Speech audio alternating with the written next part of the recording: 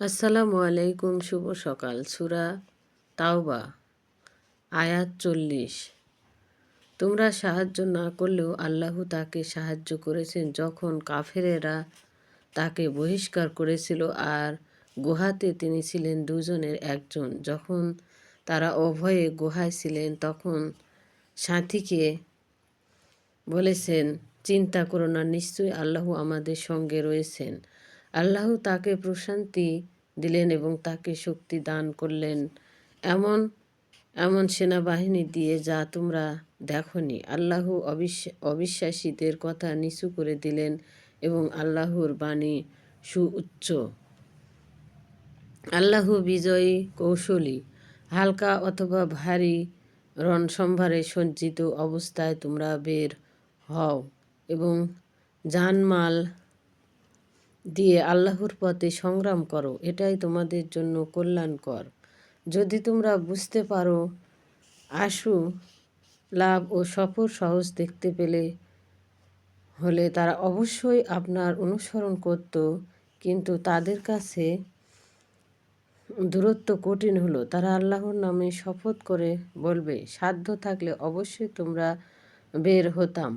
এরা নিজেরাই নিজেদের ধ্বংস করে। আল্লাহ নিশ্চয়ই জানেন এরা মিথ্যাবাদী। আল্লাহ আপনাকে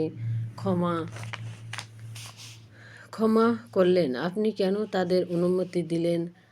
কারা সত্যবাদী কারা মিথ্যাবাদী তা অবগত না হওয়া পর্যন্ত আপনার কাছে অব্যাহতি প্রার্থনা করে না। আল্লাহ ও পরকালে বিশ্বাসীরা নিজেদের মাল ও জান নিয়ে জিহাদ করার ব্যাপারে আর মুত্তাকিদের সম্পর্কে আল্লাহ সম্যক অবগত। তারাই আপনার কাছে অব্যাহতি প্রার্থনা করে যারা ঈমান রাখে না আল্লাহর প্রতি ও পরকালের প্রতি এবং তাদের অন্তর সন্দিহান, ফলে তারা সন্দেহে উদ্বিগ্ন।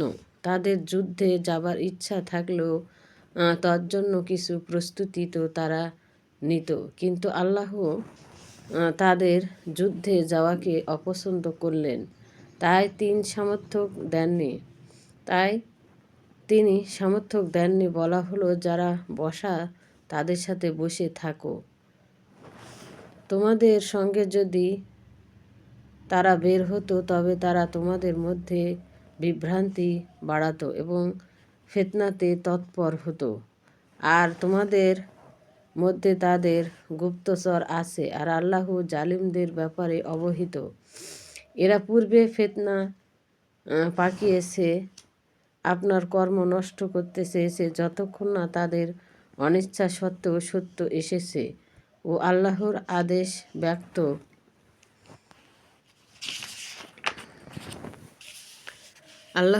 ব্যক্ত হয়েছে। আর তাদের মধ্যে যারা বলে, আমাদেরকে অব্যাহতি দিন, ফিতনায় ফেলবেন না। সাবধান, এরা ফিতনায় পড়েই আছে। জাহান্নাম কাফেরদেরকে ঘিরে আছে।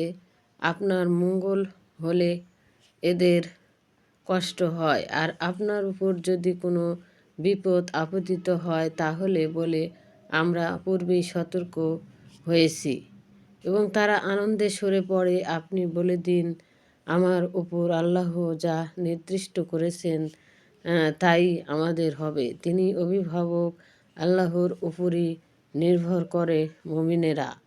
বলুন, তোমরা আমাদের দুটি মঙ্গলের একটির অপেক্ষা করছো, আর আমরাও অপেক্ষায় থাকলাম যে আল্লাহ তোমাদেরকে শাস্তি দিবেন।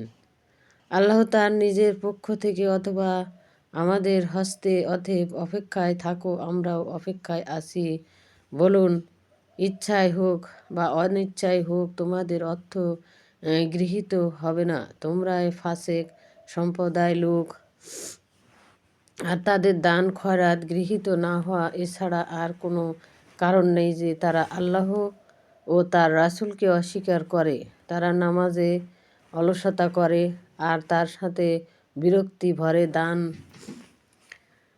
করে, আর তাদের ধন সম্পদ এবং তাদের সন্তান সন্ততি আপনাকে যেন বিনষ্ট না করে, তা উল্লেখিত বস্তুসমূহ দ্বারা যা দিয়ে আল্লাহ তাদেরকে দুনিয়ায় শাস্তি দিতে চান, আর কুফরি অবস্থায় যেন তাদের জীবন বের হয়।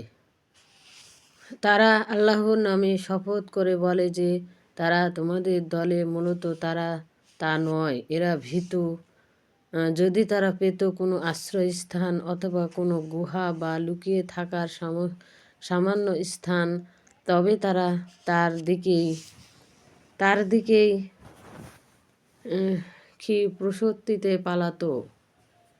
প্রগতিতে পালাতো। আর তাদের মধ্যে কেউ কেউ সদকা বন্টনে আপনাকে দোষারোপ করে থাকে। তারপর তা থেকে যদি তাদেরকে কিছু দেয় তবে তারা রাজি, আর না দিলে বিক্ষুব্ধ হয়।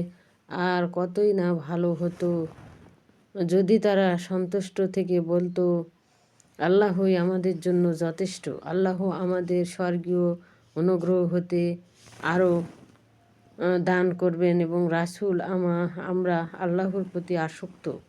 নিশ্চয় সদকা কেবল তাদের হক যারা নিঃস্ব, তারা সংশ্লিষ্ট কর্মচারী, যাদের মন জয়ের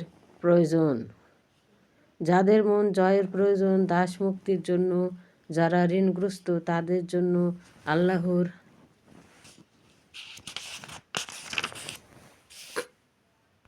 আল্লাহর পথের মুজাহিদ ও মুসাফিরদের জন্য এটাই আল্লাহর বিধান। আর আল্লাহ সর্বজ্ঞ, কৌশলী। আর তাদের মধ্যে এমনও লোক আছে যারা নবীকে কষ্ট দেয় এবং বলে সে তো কর্ণপাতকারী। বলুন তিনি তোমাদের মঙ্গলটি শোনেন। আল্লাহ ওই মুমিনদেরকে বিশ্বাস করেন। তোমাদের মধ্যে যারা মুমিন তাদের জন্য রহমত, আল্লাহর রাসূলকে কষ্টদাতাদের জন্য যন্ত্রণাদায়ক শাস্তি আছে। তারা তোমাদের সামনে আল্লাহর নামে শপথ করে তোমাদেরকে সন্তুষ্ট করার জন্য। মুমিন হলে তাদের জন্য আল্লাহ ও রাসূলদের খুশি করাই ছিল শ্রেয়। তারা কি জানে না যে আল্লাহ ও তার রাসূলের বিরোধিতা করে তার জন্য রয়েছে জাহান্নাম, সেখানে তারা চিরদিন অবস্থান করবে। এটাই বড় দুর্ভোগ। মুনাফিকরা ভয় করে পাছে না এমন সূরা অবতীর্ণ হয় যা তাদের মনের কথা ব্যক্ত করে দেয়। বলুন তোমরা ঠাট্টা করতে থাকো, নিশ্চয় আল্লাহ ব্যক্ত করবেন যার ভয় তোমরা করো। আর আপনি প্রশ্ন করলে বলবে, আমরা তো কেবল ফুর্তি ও কৌতুক করছি। বলুন তোমরা কি আল্লাহ তার আয়াত ও রাসূলের সঙ্গে উপহাস করছো?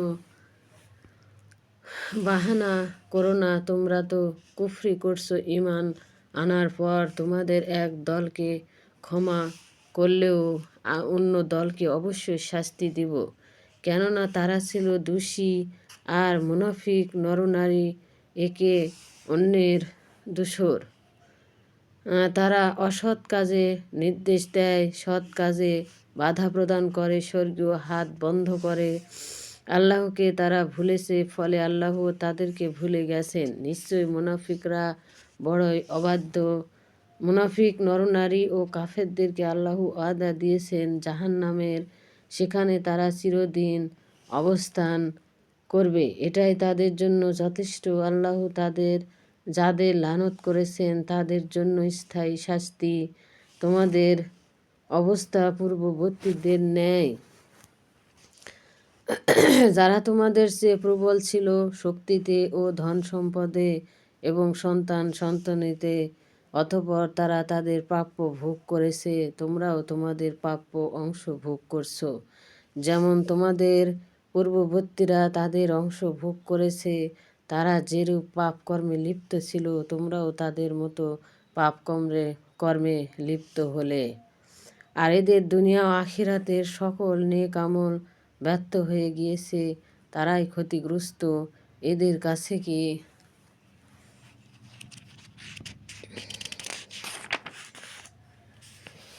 এদের কাছে কি তাদের পূর্ববর্তীদের শাস্তি ও নিপাতের খবর পৌঁছেনি? যেমন নুহু, আদ, সামদ সম্প্রদায় ও ইব্রাহিমের সম্প্রদায় এবং মাদিয়ানবাসীদের সেসব জনপদের কথা যেগুলো বিধ্বস্ত করা হয়েছিল। স্পষ্ট প্রমাণসহ রাসূলেরা এসেছেন। আল্লাহ এমন নন যে তিনি তাদের উপর জুলুম করেন, বরং তারা নিজেরাই নিজেদের প্রতি জুলুম করেছেন। আর মুমিন নরনারী একজন অন্যজনের বন্ধু। তারা সৎ কাজের আদেশ প্রদান করে এবং অসৎ কাজে বাধা প্রদান করে। আর তারা নামাজ প্রতিষ্ঠা করে, জাকাত প্রদান করে আর আল্লাহর রাসূলের আনুগত্য করে। এদের প্রতি আল্লাহর রহমত অবশ্যই বর্ষিত হবে। নিশ্চয়ই আল্লাহ প্রবল প্রত্যাপনশালী। আর আল্লাহ মুমিন নরনারীকে ওয়াদা দিলেন জান্নাতের, যার নিচ দিয়ে ঝর্ণাধারা সদা প্রবাহিত। সেখানে তারা চিরকাল অবস্থান করবে। আর স্থায়ী জান্নাতে তাদের জন্য উত্তম সংরক্ষিত মহল। আর আল্লাহর সন্তুষ্টি বড়, এটাই পরম সাফল্য। হে নবী, আপনি যারা কাফের ও মুনাফিক তাদের বিরুদ্ধে যুদ্ধ করুন ও কঠোর হন। তাদের বাসস্থান জাহান্নাম, আর তা কতই না নিকৃষ্ট স্থান। তারা এ ধরনের কথা বলেনি বলে আল্লাহর নামে শপথ করে, অথচ তারা অবশ্য কুফরি কথা বলেছে। মুসলিম হওয়ার পর কাফের হয়েছে, ইচ্ছা অনুযায়ী তা পায়নি। আর তারা কেবল এই কারণেই বিরোধিতা করেছে। আল্লাহ তার রসূল তাদেরকে স্বর্গীয় কোপায় বিত্তবান করেছিলেন। তারা যদি তওবা করে তবে তাদেরই কল্যাণ হবে, আর যদি বিমুখ হয় তবে ইহ পরকালে আল্লাহ তাদেরকে পীড়াদায়ক শাস্তি দিবেন। অতএব এই দুনিয়ায় তারা তাদের কোনো বন্ধু ও সাহায্যকারী পাবে না। আর তাদের কেউ কেউ আল্লাহর সঙ্গে ওয়াদা করে যে আল্লাহ নিজ অনুগ্রহে দান করলে আমরা সদকা দিব ও সৎ হব। অতঃপর তিনি যখন তাদেরকে স্বর্গীয় অনুগ্রহে দান করলেন, তখন তারা আরও অবাধ্য হয়ে অমান্য করল। আল্লাহর সঙ্গে মিলন অবধি তাদের মনে তিনি কপটতা স্থায়ী করে দিলেন, কেননা তারা আল্লাহর সাথে কৃত ওয়াদা ভঙ্গ করেছে, এজন্য যে তারা মিথ্যাবাদী। এটা কি তাদের জানা ছিল না যে তাদের গোপন কথা ও গোপন পরামর্শ আল্লাহ জানেন? অদৃশ্যকে আল্লাহই ভালোই জানেন। তারা যেসব লোক যারা ঠাট্টা বিদ্রূপ করে সেসব মুমিনদের প্রতি যারা স্বেচ্ছায় সদকা দেয়, যারা নিজ শ্রম ছাড়া কিছুই পায় না।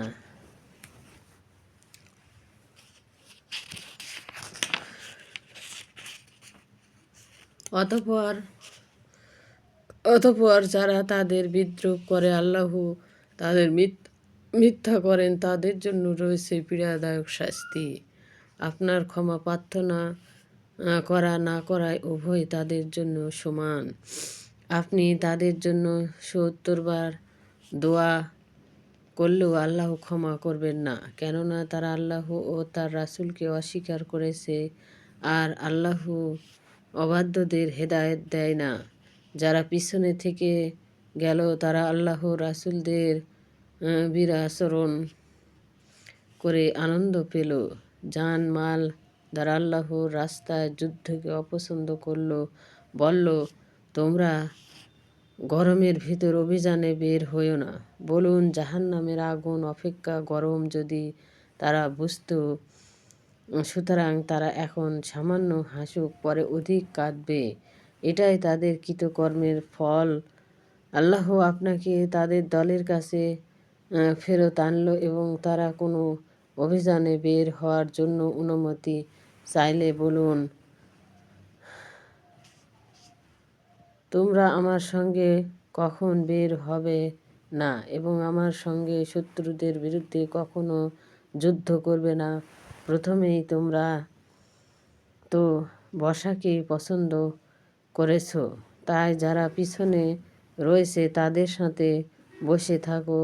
তাদের মধ্যে কেউ মরলে জানাজা পড়বে না, তাদের কবরের পাশে দাঁড়াবে না, কেননা তারা তো কুফরি করেছে আল্লাহ রাসূলদের সাথে, আর তারা অবাধ্য হয়ে মারা গেছে। আসসালামু আলাইকুম। ভিডিওটি ভালো লাগলে অবশ্যই লাইক সাবস্ক্রাইব করবেন, এবং যে যেখান থেকে দেখছেন অসুস্থ লোকেরা অবশ্যই আল্লাহর দরবারে ভালো হয়ে যাবেন। আসসালামু আলাইকুম। শুভ সকাল।